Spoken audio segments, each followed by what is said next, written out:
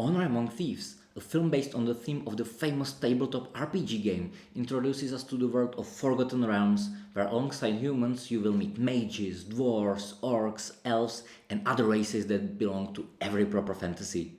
Here we follow a robbery gang consisting of the chatty player Egin, the powerful barbarian Helga, Simon, the mage with a lack of self confidence, and shapeshifter druid Doric. They also get a little bit of help from the paladin Shank on a quest where they want to significantly enrich their pockets and do some good in addition. The story of Dungeons and Dragons will not surprise you in any way, but it's the only one of the few shortcomings of this action ride. An interesting backstory is presented for each of the main characters. Star-Lordish Chris Pine must amend the wrongs of the past and save his family. The warrior Michelle Rodriguez struggles between the love without species boundaries and the honor of her barbarian tribe. Justice Smith wants to prove to his famous wizard ancestors that he has what it takes to become a powerful mage.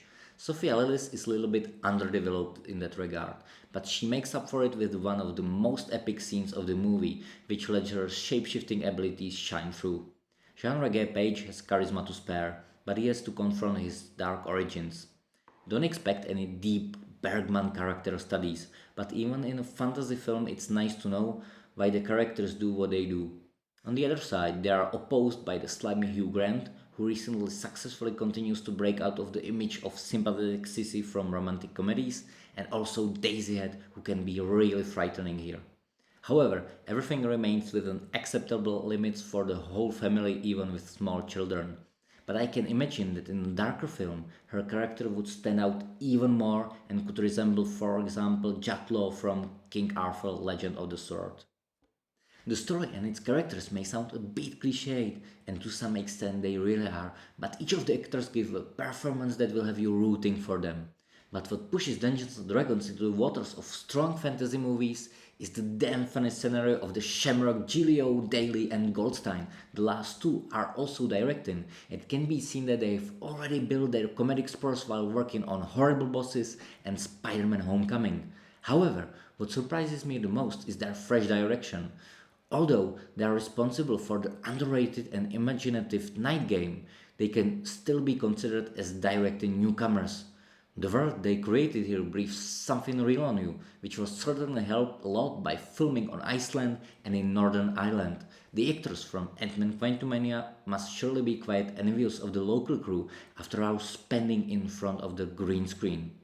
The Forgotten Realms locations and the fact that we visit a lot of them really stand out thanks to Barry Peterson's camera, Amanda Monk's costumes, and Ray Chain's set design.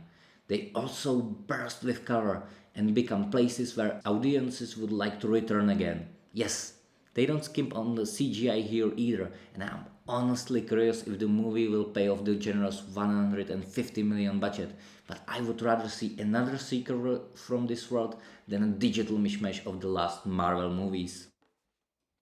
The humor that synced last tour, where the jokes were kind of pushed into the movie, seems completely natural here, and basically every scene makes you laugh a couple of times.